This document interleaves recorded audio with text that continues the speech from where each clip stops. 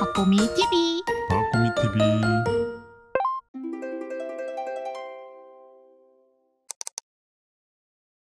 자, 3장으로 넘어가고 있습니다. 다이아몬드 멘탈로 거듭나기.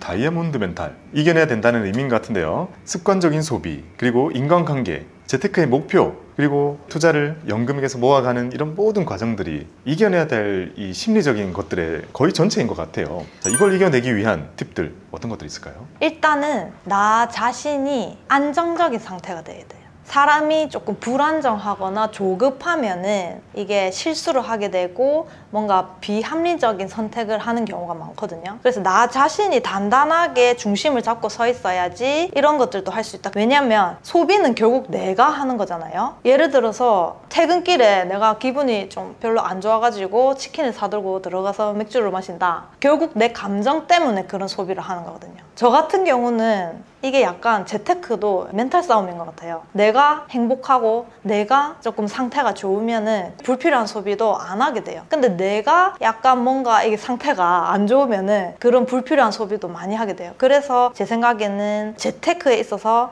투자 공부보다도 우선돼야 할 것이 바로 단단한 자신 만들기다. 그렇게 생각을 하고 또 이 20대 분들은 우리가 이제 대부분 흔히 말하는 흙수저잖아요. 저는 흙수저라는 단어도 별로 좋아하진 않는데 어쨌든 금수저 물고 태어나지 않은 우리 일반 서민들 같은 경우에 나도 모르게 나는 흙수저라서 안 돼. 이런 마인드가 깔려 있어요. 흙수저 타령도 일종의 남 탓이에요, 남 탓. 부모 탓하는 거잖아요. 나는 아무 잘못 없고 부모 잘못 만나가지고 내가 이렇다. 그런 게 깔려 있는 거예요, 흙수저 타령을 하는 분들은. 근데 우리가 지금 뭐 10살, 11살도 아니고 다 뭐 20살, 30살 넘은 성인인데 나이 다 먹고 이제 자기 인생을 살아가는 하나의 개체인데 그 나이까지도 부모 탓을 하거나 환경 탓을 하거나 세상 탓을 하면은 그만큼 없어 보이는 것도 없거든요. 그래서 그렇게 남 탓하고 뭐 세상 탓하고 부모 탓할 시간에 자기 자신을 더 되돌아보고 자기만의 자산을 쌓아가려고 노력을 해야 된다.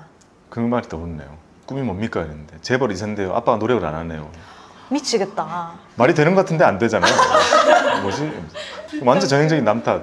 진짜 그 아빠가 노력해가지고 재벌 2세 되는 것보다 내가 노력해가지고 내가 재벌 되는 확률이 더 빠를 것 같은데요.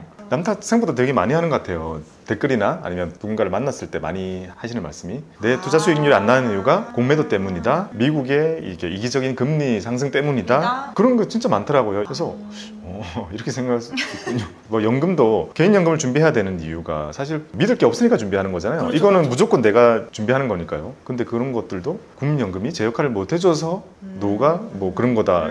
그러니까 끝이 없더라고요. 근데 이제 불편한다고 달라지는 건 없으니까 준비를 해야 되는데, 그죠? 그런 환경들은 내가 바꿀 수 있는 게 아니잖아요. 정부의 제도나 저 먼 나라 미국의 뭐 금융 정책이나 파월 삼촌이 금리를 내리고 올리고 그건 내가 뭐 어떻게 할 수 있는 게 아니잖아요. 그런 내가 어떻게 할 수 없는 환경은 그냥 그 환경이 바뀌는 거에 따라서 내가 이용을 해가지고 그때그때 대처를 하면서 내가 맞춰가야 되는 거지. 그 환경 탓을 하면서 뭐가 안 되면 그 탓을 하고 이런 거는 조금 잘못된 것 같아요. 그러다가 또 잘 되면 또 자기 탓하거든요.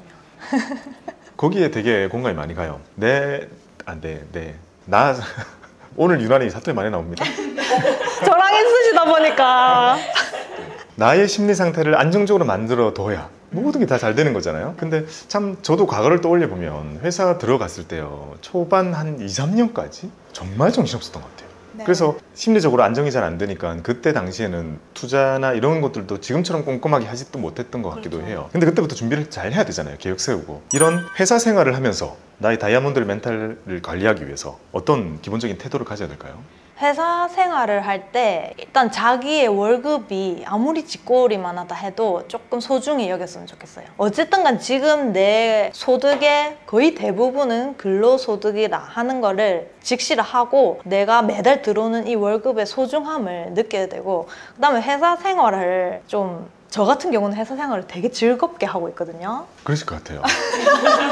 저는 사실은 조금 뭐 딴 얘기 모르겠지만 회사 생활 하면서 하는 것 치고는 유튜브가 많이 컸는데 왜 회사 안 그만두고 유튜브 병행하면서 하냐. 그럴 수 있겠네요. 네, 진짜. 그런 질문도 많이 듣는데 저 같은 경우는 사실 유튜브 수익이 월급이 넘은 지는 이미 몇 년이 지났어요. 근데 수익을 떠나서 회사 생활이 제일 재밌어요, 저는. 저는 지금 회사랑 유튜브 둘 중에 무조건 한 개 그만둬야 된다 하면 유튜브 그만둘 거예요. 왜냐면 회사 생활이 너무 재밌어요. 저는 이렇게 직장 생활하면서 배우는 것도 많고 같이 일하는 동료들이랑도 일하는 게 재밌고, 그 다음에 안정적으로 들어오는 월급도 감사하다고 느끼고, 저는 월요일에 매주 이제 출근할 때 회사 정문을 들어서면서 아, 내가 직장에 있으면 참 감사하다 이런 생각을 항상 하거든요. 그래서 저는 이제 직장 생활이 재밌는데, 직장 생활을 재밌게 해야 되는 이유는 우리가 하루의 대부분의 시간을 사실 직장에서 보내잖아요. 자는 시간 8시간, 여가 시간 8시간, 회사 생활 8시간, 그럼 뭐 3분의 1씩 하면은 어쨌든 내 하루의 3분의 1을 직장에서 보내는 거고, 전체 인생에서 따져도 3분의 1을 일터에서 보내잖아요. 근데 그 일터에서 즐겁지 않으면 얼마나 인생이 불행해요. 내가 여가 시간에 아무리 대단한 취미 활동을 해서 그거를 채워본다고 한들 직장에서 빈 껍데기로 있으면 절대 그게 안 채워집니다. 그래서 저는 여러분들이 물론 뭐 쉽지는 않지만 뭐 꼴보기 싫은 상사도 있을 수 있고, 내를 괴롭히는 직원이 있을 수도 있고, 아니면 회사가 마음에 안 들 수도 있고, 하지만 되도록이면 회사 생활은 즐겁게 하자는 모토로 직장 생활을 하셨으면 좋겠고, 그렇게 직장 생활을 즐겁게 하는 비결이 3가지가 있는데요. 첫 번째는 아까 말씀드린 거, 월급이 소중한 줄 알자. 내가 직장에 있으면 감사하자. 그거고, 두 번째는 상사 욕하지 않기. 쉽지 않은데 쉽지 않은데 상사가 어쨌든 간 내보다 뭐라도 잘난 게 있어서 그 사람이 내보다 상사인 거예요. 내가 그 사람보다 잘났다 싶으면 내가 그 사람 상사를 했지 내가 부하 직원이 아닐 거잖아요. 그렇기 때문에 아무리 상사가 뭐 마음에 안 들고 해도 미우나 고우나 우리 팀장님, 우리 이사님이라고 생각을 하고 상사를 욕을 하면 안 되고, 회사 욕도 하면 안 돼요. 회사 욕을 하는 거는 자기 얼굴에 침 뱉기예요. 내가 수준이 이거밖에 안 돼서 이 정도 회사밖에 못 다닌다는 거를 스스로 광고하고 다니는 거예요. 회사 욕을 한다는 거는. 회사가 마음에 안 들면 회사를 옮겨야죠. 절이 싫으면 중이 떠난다고. 회사가 마음에 안 들면 자기가 능력을 키워서 더 좋은 회사로 가야죠. 근데 그럴 것도 아니면서 회사 욕만 하는 거는 자기가 자기 얼굴에 침 뱉기고, 그 다음에 이제 3번째로 회사에서 한숨 쉬지 않기. 한숨을 쉬면은 내가 다른 사람들한테도 영향을 줘요. 이게 안 좋은 영향. 그 하품 전도되는 것처럼 한숨도 약간 옮거든요. 그래가지고 사무실 분위기가 내 혼자 일하는 공간이 아닌데 한숨을 쉬면은 다른 사람들까지 처지게 되는 약간 그런 묘한 분위기가 있어요. 이게 사무실은 분위기가 되게 중요하거든요. 왜 한숨 좀 쉬세요? 아, 진짜 저랑 비슷해요. 진짜요? 너무 비슷해요. 저는 깜짝 놀랐어요. 혹시 MBTI 뭐예요? 하나 둘 셋 해볼까요? 하나 둘 셋 ENTJ. ESTJ. ETJ 똑같네요. 저 옛날에 회사 다닐 때요. 네. 회사 다니는 동안 회사 욕을 한 번도 하지 않은, 그냥 다닐 때는 회사가 너무 자랑스럽고 다니는 게 좋아가지고 저 배지도 달고 다녔거든요. 그래서 사람들 놀렸어요. 회사 배지 달고 다닌다고. 회사 굿즈 이런 거 너무 좋아가지고 쓰고 회사를 엄청 좋아했거든요. 보통 많은 사람들은 이제 회사 그런 걸 투덜투덜 하기 때문에 들어주는 입장이었어요. 같은 회사 다니면서도 네. 들어주고 아 그렇구나 하고. 근데 저 같은 사람이 제일 무서운 게 말없이 됐었죠. 이거 다니는 동안은 어쨌든 너무 맞아, 좋아했고 맞아. 최선을 다했는데 이 회사를 잘 되게 하기 위해서 진짜 도움이 되기 위해서 노력을 많이 했던 반면에 그게 없어졌을 때는 바로 거의 퇴사를 했던 것 같고, 그래서 이제 다들 투덜투덜 애들은 계속 다니고 원래 회사 욕하는 사람이 제일 오래 다니고 퇴사하는 사람은 조용히 퇴사합니다. 그랬던 것 같아요. 지금 생각해보니까. 그래서 당시에 되게 안 좋은 팀장님이 있었단 말이에요. 저에게도 심지어. 네. 근데 다니는 동안에는 진심 거기에 대해서 그런 게 별로 없었어요. 근데 웃긴 게 뭔지 알아요? 퇴사하고 나니까 나쁜 사람이네. 퇴사하고 이제 애사심과 편견이 지워져 있는 상태에서 보니까 아 진짜 나쁜 사람이네. 당시에는 근데 그런 거 진짜 못 느껴가지고 근데 그걸 못 느끼는 게 나한테 좋잖아요, 사실은. 저는 스스로 약간 그렇게 다니는구나. 체면 걸었나 봐요. 나는 되게 좋은 회사 다니고 사람들이 존경하는 회사 다니고 이렇게 생각하니까 이제 일을 편하게 할 수 있던 것 같아요. 여러분도 그렇게 마인드를 가지시면 좋을 것 같아요. 저 이런 얘기는 처음 해봐요. 저도 우리 팀장님, 이사님 사랑합니다. 너무 좋습니다. 너무 좋아요, 너무 좋아. 저는 제가 사장이어서 누구 얘기할 사람이 없는데 괜히 행복한가요? 한숨 소리 들린 것 같은데. 한숨 소리. 자, 4장으로 넘어가겠습니다. 밀도 있는 삶의 비결. 마지막 4장에서는요, 재테크를 넘어서서 이제 오래 산다 이거 말고 많이 산다, 어떤 의미인가요? 이거는 제 전 직장, 지금은 이제 다른 회사로 가셨어요. 전 팀장님께서 하신 말씀이세요. 나는 오래 말고 많이 살고 싶다, 이런 말씀을 항상 하셨어요. 그분이 항상 도전을 멈추지 않고 뭔가 인생을 밀도 있게 사는 거에 중요성을 강조를 하셨거든요. 근데 저는 그거를 되게 공감을 많이 했었어요. 왜냐면 제가 입사했을 때 회사 수첩에도 이걸 적었거든요. 어떤 사람은 25살에 죽는데 장례식은 뭐 75세 때 치른다 이런 말이 있어요. 그러니까 입사와 동시에 실제로 육체는 살아있지만 죽은 삶을 사는 사람인 거예요. 죽은 것처럼 살. 그러니까 세월에 따라서 나이만 먹는 거죠. 근데 저는 진짜 그렇게 살기는 싫더라고요. 그냥 세월 따라서 세월 흐르는 대로 나이만 먹는 게 아니라 내가 뭔가 다양한 경험을 하면서 삶을 갖다가 밀도 있게 채워놔야 똑같은 나이를 먹어도 사람이 나중에 다르잖아요. 완전 인생이 달라지잖아요. 그래서 약간 그런 부분을 절약하고 뭐 이런 것도 중요하지만 우리 젊은 분들이 어떤 그런 밀도 있는 삶을 위해서 경험하고 도전하고 이런 게 꼭 돈이 필요한 게 아니다. 꼭 소비를 안 하더라도 내가 경험하고 어떤 도전을 해서 극복을 하고 때로는 좌절하지만 또 나중에는 극복을 하고 이런 경험을 많이 해봤으면 좋겠다. 그래야 인생이 밀도 있는 삶이 된다 하는 거를 얘기를 하고 싶었고, 왜냐면 요즘에 젊은 사람들이 돈만 주면 할 수 있는 일을 해놓고 경험했다고 그래요. 뭐 오마카세, 호캉스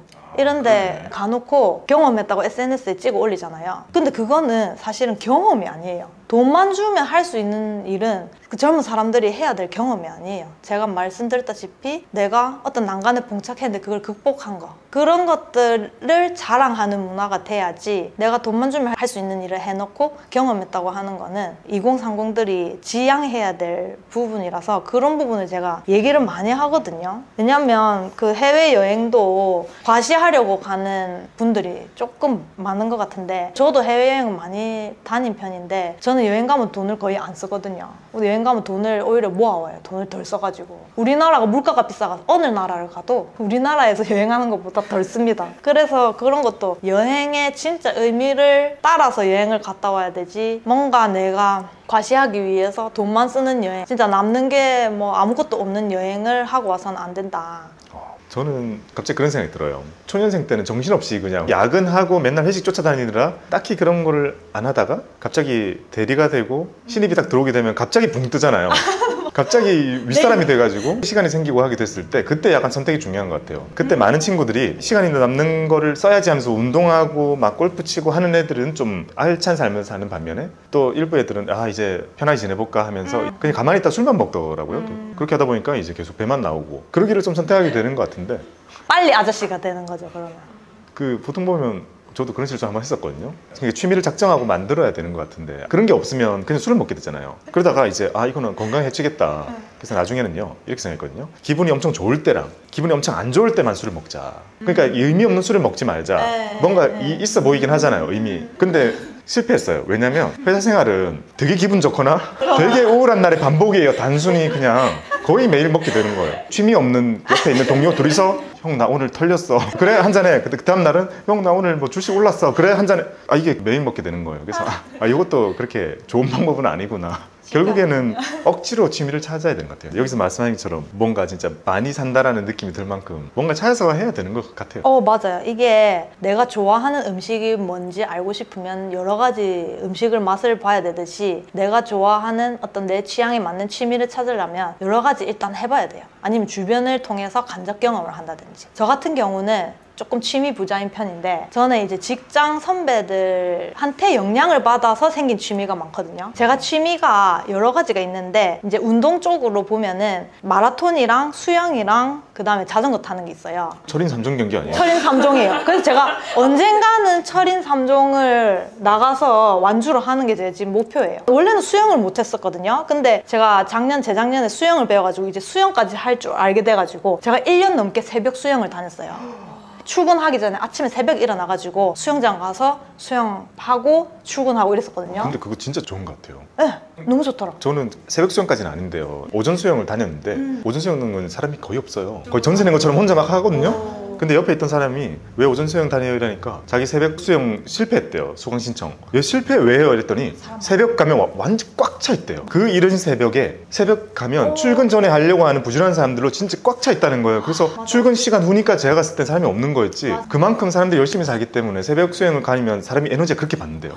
사람들이 열심히 사니까. 맞아요. 제가 그거를 저도 힘들게 뚫었거든요. 그게 조금 요즘에는 추첨제로 바뀌었는데 그때는 약간 알박기들이 있었어요. 한 번 하면 계속 연장해가지고 있는 분들이 있기 때문에 빈자리가 나야지 내가 들어갈 수 있었거든요. 그래서 힘들게 해서 들어갔는데 가니까 진짜 나이 불문하고 그 새벽에 출근하기 전에 운동하러 오시는 분들이 많고, 운동을 하고 나와서 그분들 표정만 봐도 힐링이 돼요. 나까지 너무 상쾌한 표정, 너무 하루를 활기차게 시작하는 그런 표정, 그런 걸 보면서 나도 그 표정일 거 아니에요. 나도 똑같이 수영하고 나왔으니까. 그래서 그거를 하니까 회사 가서도 더 활력을 얻게 되는 그런 게 있었어요. 근데 저는 수영도 그렇고 우리 사랑하는 팀장님이 철인 3종 하시거든요.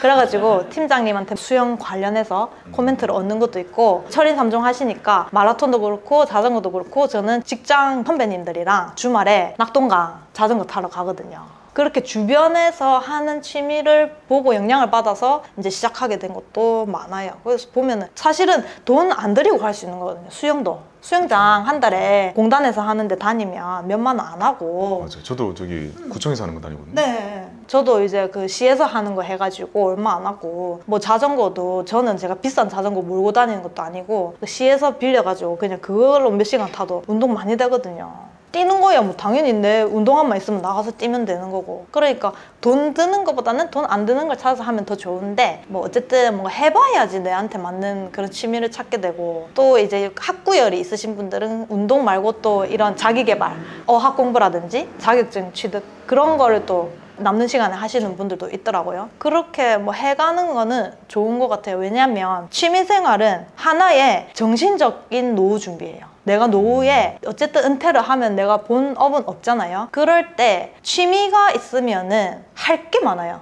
내가 그 직장생활 하면서 10년, 20년 꾸준히 해온 취미가 있으면 퇴직하고도 할 게 많아, 할 게. 그 취미 활동 돌아가면서만 해도 일주일이 금방 가. 근데 취미가 없으신 분들은 퇴직하고 나면은 할 게 없는 거야, 할 게. 그때 가서 새로운 취미를 시작하려고 해도 사실은 쉽지 않고. 그래서 이 취미 생활은 정신적인 노후 준비이자 또 하나의 새로운 우주를 만나는 거랑 똑같기 때문에 너무 그냥 집에만 있거나 뭐 술만 마시는 것보다는 조금 생산적인 취미 활동을 찾아서 적극적으로 하시는 거를 추천드립니다. 또 취미 활동을 대충 하지 말고 좀 진지하게 해보셨으면 좋겠어요. 제가 중국어 공부를 꽤 오래 했었거든요. 중국어 그래서 멘토링 선생님을 구해서 과외를 받았던 적도 있어요. 근데 그 선생님이 하늘 저한테 이렇게 말씀하시는 거예요. 할미야, 중국어 공부를 너무 취미라고 대충 하지 말고 좀 진지하게 해보는 게 어떻겠냐. 왜냐면 진지하게 하면 내가 좀 더 마음을 쓰게 되잖아요. 그러면 나중에 제가 어디 가서 어느 회사에서 중국어 통역을 할 수도 있는 거고, 사람 이름 모르는 거잖아요. 취미 활동을 10년, 20년 하면 거의 전문가가 될 거 아니에요. 그러니까 너무 취미라고 그냥 대충 하지 말고 좀 진지하게 해보라. 제가 그 얘기를 듣고 그 길로 모든 취미를 대하는 저의 태도를 바꿨어요. 모든 취미를 내가 진지하게 해보자. 유튜브도 취미 활동의 일환으로 시작한 거였거든요. 남는 시간에 회사 기숙사 살 때 코로나 시국에 할 게 없는 거예요. 퇴근하고 원래 맨날 밖에 돌아다니다가 취미를 즐길 수가 없어서 만드셨군요. 네.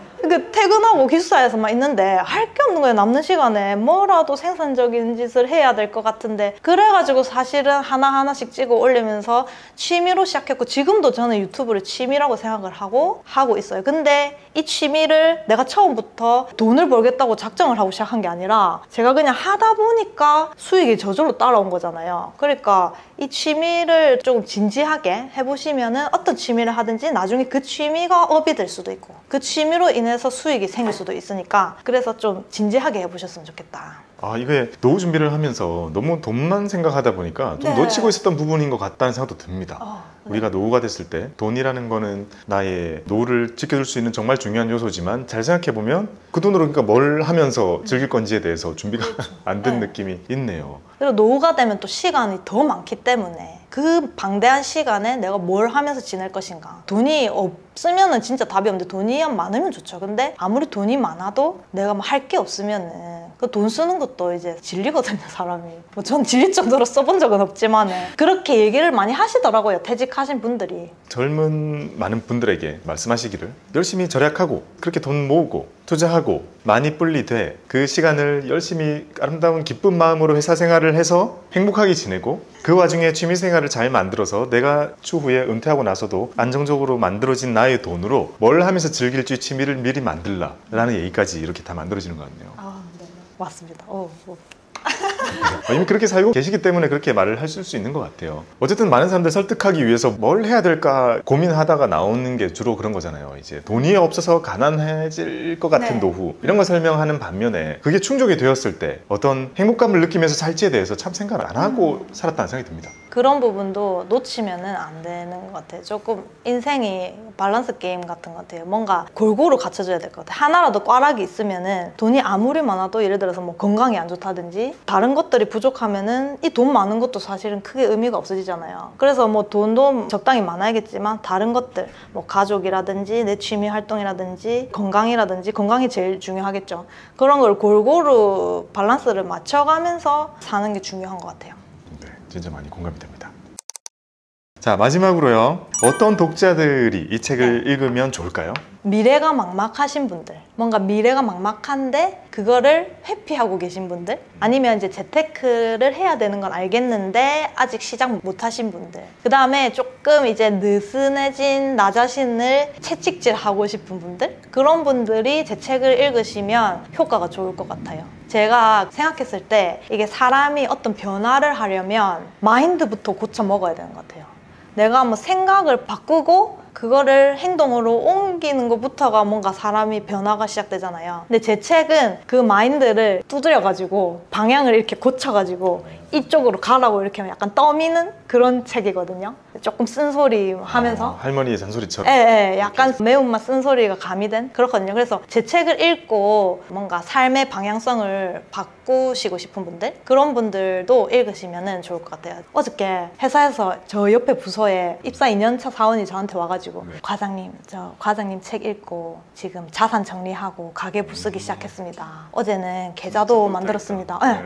주식 계좌 만들었습니다. 이러면서 하나하나씩 바로 실천하고 있습니다. 이러는 거예요. 그래서 제가 너무 감동받아가지고 뿌듯하잖아요. 네. 제 책을 읽고 바로 행동에 옮겼다고 하니까. 왜냐면은 아무리 얘기하고 아무리 뭐 이거 책을 써도 또 행동으로 안 옮기는 분들도 많거든요. 근데 이제 직장 후배가 그랬다고 하니까 제가 너무 뿌듯하더라고요. 그래서 행동을 바꾸고 싶은 분들, 아니면 재테크가 막막하신 분들, 그런 분들이 제 책을 읽으시면 좋을 것 같습니다. 쭉 얘기해 주시는 거 들으면서요.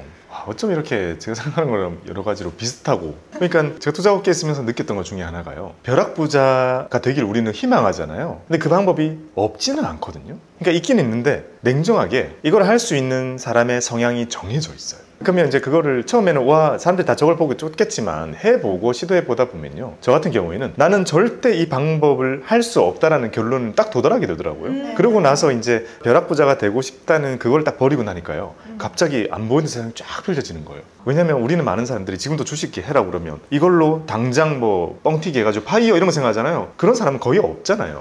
잘 없죠. 근데 이제 그거를 없지는 않으니까 한두 명 되는 것 때문에 우리가 시도하게 되는데, 그거를 이제 해보고 안 된다고 빨리 느끼면 이제 고개를 돌리게 되면 지금 저희가 말씀드렸던 그런 길이 쫙 펼쳐지는 거더라고요. 그래서 저도 항상 유튜브를 하면서 많은 사람들에게 이 길을 보여주고 싶은 거예요. 여전히 대부분의 사람들은 이 빨리 가는 이 뭔가 스타가 나오는 이 길을 희망하고 여기를 쫓고 있게 되니까, 근데 반대쪽에 훨씬 여유롭고 확률이 높고 생각보다 위험하지 않고 그런 위험한 손실 이런 거 사실 내 일이 아닌 것처럼도 할 수 있는 방법이 무궁무진한데, 진짜 너무 마음 편안하고 네. 장기적으로 편안하게 할 수 있는 방법이 많은데. 그러니까 그런 거를 꼭 말씀해 드리고 싶어 가지고 항상 생각을 많이 하면서 사는데요. 제가 그래요, 제가. 인생 한 방 그런 거 없다. 어차피 나중에 부자 될 거라 생각하고 그냥 마음 편하게, 왜냐면 우리가 투자를 1, 2년 하고 말 게 아니기 때문에 평생 해야 되는 거기 때문에 내가 마음 편하게 해야 될 거 아니에요. 근데 막 그런 거 막 매달려가지고 한 방 이런 거를 바라면은 불편하기만 하고 스트레스만 받는데, 이렇게 편하고 좋은 길이 있는데, 저도 진짜 공감합니다. 아마 그런 분들이 우리 구독자들로 다 모여가지고 아마 봐주실 거라고 생각을 하고 있습니다. 자, 마지막으로 우리 채널의 구독자분들께 오늘 처음으로 나오셔가지고 이렇게 인사를 해주셨는데요, 마지막 한 말씀 부탁드립니다. 내 돈은 내 손으로라는 박고미 TV 채널 슬로건처럼 여러분이 스스로 자기만의 자산을 꾸려가고 있는 분들이 많을 거라고 저는 믿는데요, 그 길이 틀리지 않았다, 그 길이 옳은 길이라는 걸 스스로 믿으시고 지금처럼만 꾸준히 차곡차곡 장기적으로 마음 편하게 자산을 모아 가셨으면 좋겠습니다. 제가 생각하는 거는 자기 인생은 자기 스스로 개척하는 삶의 태도가 중요하다고 생각을 하거든요. 그래서 나중에 남 탓할 필요도 없고 남한테 맡길 필요도 없고 내가 내 돈을 내 스스로 관리하는 그런 데에 조금 재미를 느끼셨으면 좋겠어요. 네, 여러분들도 그런 즐거움을 느끼셨으면 좋겠고요. 오늘 저희의 대화가 여러분들 자산 관리하시는 데 있어서 큰 도움이 되었으면 좋겠습니다. 네, 여러분들의 성투를 기원합니다. 감사합니다. 꼬미 TV